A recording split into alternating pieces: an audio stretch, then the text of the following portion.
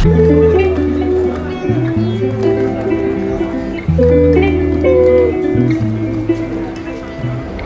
everyone, I'm Lady of Gold. I'm so excited today. Look where I am. I am in Venice and in film festival. And I'm so happy today because I have incredible guest, founder, Producers Without Borders, Kayvan Mashayekh. And he actually joined me very soon for breakfast. And let's see what has happened. Action. Happy to see you, my dear. Welcome to Venice. Thank you so much. It's a great pleasure. Listen, but how long take to make some movie? Well, I mean, that's a very, very open-ended question because it all depends on, there's so many variables in play there that determine the length. You know, stories could be stuck in development for up to 20 years before they find their way onto the screen. It takes a long time. It's a very long journey, or it could be as short as 10 minutes. Somebody thinking about it now, taking out their phone, and there it is. Let's make a movie with that. Yeah. So there's absolutely no finite answer to how long it takes to make something, because now with the technology the way it is, you can literally make it in 30 seconds. And now with the advent of AI, you think it and it'll be on the screen. You can do text to video and it creates it for you, at least as a storyboard. I mean, there's so many possibilities now in this world of artificial intelligence and how it's integrating itself in the world of film. So, but what about, because you also need to get some money to produce the movies, right? How all this happen same time? Well, I mean, that's what the art of a producer, that's what the skill set of a producer is they know how to bring the team together, from financing to the script to the director to Easy to get finance or not? Is it easy to get finance? No. Oh my God. It's the most difficult. A nightmare. It's a nightmare. It's a nightmare for some and for others. Yeah. The financing will always come if the project is good and you got good people behind it. It's a matter of determining whether or not it's going to be something that you're doing as a for the purpose of making money at it, or is it for art? And those world of art and finance, they don't always come together in a clean way. You know what I'm saying? Yeah. It can get messy, because while somebody's thinking artistically, somebody has to think financially. That's why I'm saying you got to know how to bring the team together. The team consists of the creatives and the executives that are in the finance world of trying to make sure that this perishable commodity they call film has a sustainable revenue stream downstream for it, and that's a difficult thing to determine. And do you know what is interesting for me personally? So, which kind of people they decide to invest for movie industry? They are businessmen. They are. Sabina, that's such an once again difficult question to answer. It's a good question because I'm sure the curiosity is out there. What kind of people? There's people that are passionate about the story and they don't care about the money. Yeah, because this is a lot of money. Yeah, and that's just it. At the end of the day, if you can tap into that, you've got a skill. And there's a lot of those out there. They don't they have a lot of disposable income. They don't care, and they blindly throw money at stuff. But that's somewhat of an irresponsible way of doing it. But they don't care. So. It depends on the person, but if you're thinking about it in a way as a business, with all things you have to take a risk if you're going to enter this world of entertainment and financing and trying to get things together. But that's what a skill set of a good producer is to be able to find that yin and the yang, because you are responsible to make sure that there is a revenue stream from this thing, if at all. So actually, when you plan to produce some movies, you already feel this movie will be successful or not really? You never know. You never know. You hope, and there's always these comparisons to prior performance, but prior performance is no guarantee of any kind of future performance. And they will do this song and dance to tell you that these are the comparables of films of the similar genre with a similar cast and all that stuff. Yeah, but you never know until it's out there, and in the zeitgeist of of how it's going to be received when it's out there. I mean, there's a lot of, I watched this wonderful interview with George Clooney a long time ago. It was great.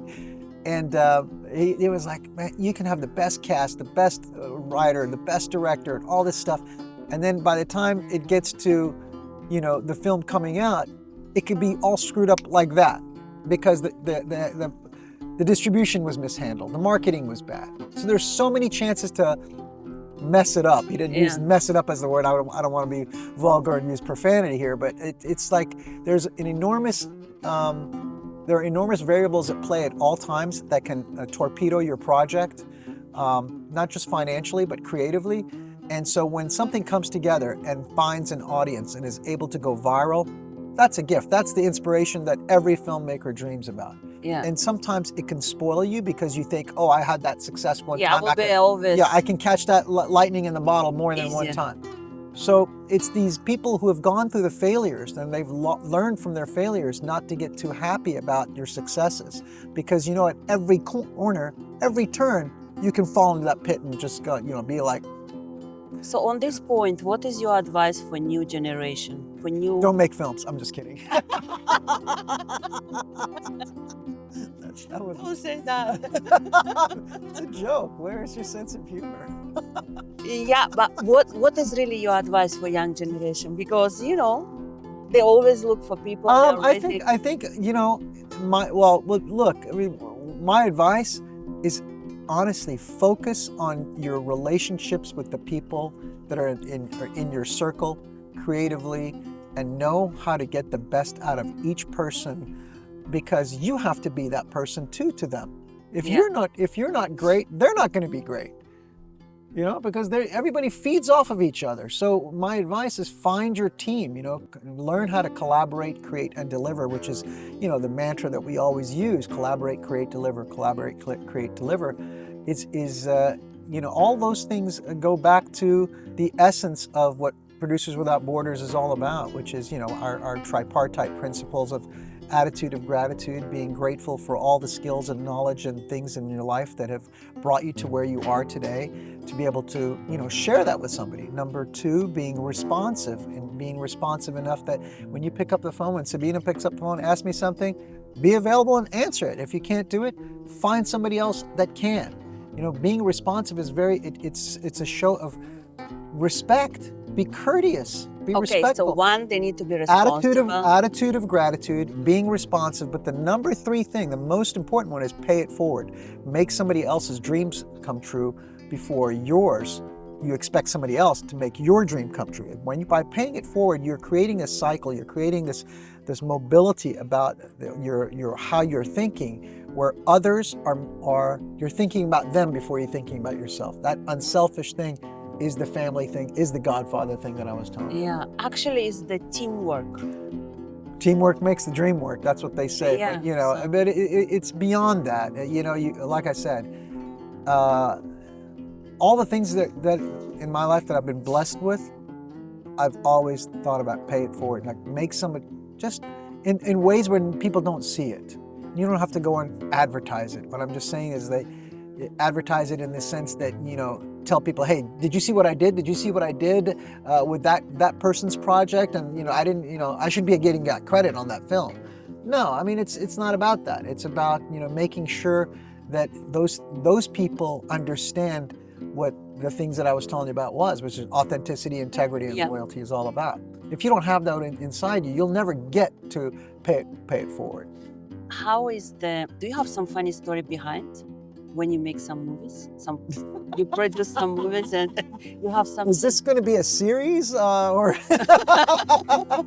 Lady of Gold series with Kayvan, episode 1, season 1? Because that's like a 20 season. No, because I really want to know. There are many stories. Tell us one. About some funny stories happened to you. Let me see, think. All right. One that comes particular to mind is when I was making The Keeper, I was in Uzbekistan. We were shooting in Samarkand. And it was a very important scene, you know, where my primary character, Omar Khayyam, is walking out of a palace, and they're about to go on this incredible, journey to search for something. And it's this majestic shot, very wide angle, beautiful, with camels crossing and people, guards and everything. This is like a very, very complicated thing. And I wanted to get it right at dusk, This is before, and of course we didn't have the budgets for all these things that you can do in the post-production. I didn't have that. I was trying to get it all natural light, natural everything. Think about this is like over 20 years ago. And so as I'm doing this, all of a sudden, the guys who are pulling the camels, it was time for prayer. So they left the camels there and they started praying. I'm like, what are you doing? You can't do that, right? And I'm freaking out because the sun's going down. The camels aren't moving. He's not pulling them across. He's literally praying. He drops and starts praying. He doesn't care about anything I'm saying, nothing. And I'm like, wow, this entire production comes down to this moment where I didn't think about that, and it's time for prayer. It's time for prayer. To give time for God, Right, so think about this. So metaphorically, this is a moment of faith.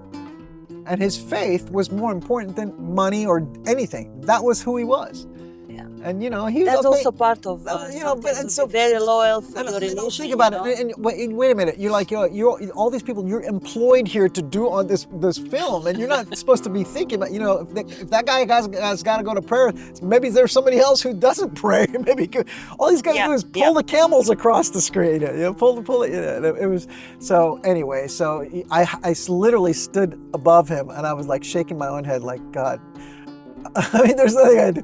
So he finished, and it got dark. So the scene is really dark. He finally pulled across, but I lost the light. I lost everything. So it was a dark shot. So it's the dark. It's dark when you see it in the film. It's a dark shot, and it's really funny. But idea to be on the sunset, I think. But it was supposed to be this majestic, with the beautiful, sunset and everything. But yeah, so that was and these are the things that you try to cover up because you don't even think people would notice. But that was when you just said that. That's just one of many, many, many, many things.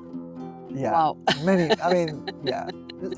What you're asking is something that happens on a daily basis on almost every single production in the world. Something funny that happens. Well, it's funny to you, but it's not funny. I guarantee it's not funny when you're making it and money's going out the door. Yeah. To get something on the screen. And is easy work with men or women on production? Wow. I mean, I don't really think of it as a gender thing. It's really is the person qualified? For me, it doesn't make any difference. It's just it's the same. Yeah, it's just, are you qualified? That's it. I mean, that's all are you qualified? And that's it. I don't think about it as a gender thing. I just think about it as a qualification thing. I don't go tick off a box and say, oh, well, you have to be this to do. You just want the best people that know what they're doing. That's it. That's how you get the balance between work process, because you have so many things at the same time. It's a matter of managing expectations. Yes. So managing expectations is one of those kind of things you learn over time, because you have to be fluid enough and also flexible enough to understand that the expectations that somebody has may not be congruent to the moment or the purpose of what you're doing it for. And so, that balance is literally, it comes from experience. It's really that simple. The longer you're in it, the more projects you're involved with, whether you're actively involved or peripherally involved, requires you to see it in a way, through a wide lens. Yeah. Do you have some team they are really think about all that? So when you are stepping. Yeah, I mean that's part of what producing is. You're bringing the team together, and bringing that team together is knowing what fits where. It's like a Lego piece. It's like creating a Lego set. It's all these pieces have to fit together to create the final thing. The first to be successful, you need to be really have strong bond with the people you work, your family, and That's very important. So you actually create something like all people, they join you, they feel like Yeah. they are family, they are together. You know, they support each other, they have similar ideas, they believe on the project and all that. You know, that's why you really done well on that point, because you have something which I think I call, it's coming maybe from where you are originally, you know, your family and then your father, your mother, they give you that gift, which one I think now it's not easy to find. That's why you need to have more and more young people on Producers Without Borders, so you can teach them. Yeah, I mean, that's, you know, it's all part and parcel of the greater long-term plan. But one thing I don't do is I don't rush, and I like things to, you know, take their time in baking, because I'm so focused on that relationship to make sure it gels the right way that I know it will fall apart if you don't have the right relationships with the right people. And the only way it surfaces is if you watch them to go through hardships and see how they deal with you. Yeah. When it's difficult. When it's difficult, are they still your friend, or are they, you know, the kind Absolutely, of people yeah. that, you know, will be quick to judge you and dismiss you from their life, you know? And that's something that, you know, I've learned. But I think we are fine. We have finally sunshine. The rain is stopped. Inshallah. Inshallah. So we are in Venice. We are so happy. Yeah, Venice, yes. 82nd Venice International Film Festival. Yes. Producers we are Without here. Borders, 5th year in a row being here. I'm very excited about our Me too. events that are going to start. And I'm so glad you invite me to join you tonight You're for very welcome. amazing event. So thank you so much for your time. For I your appreciate kindness. it. Thank you so much. Thank you. And we enjoy tonight Thank you. together. Looking forward to it. Bye guys.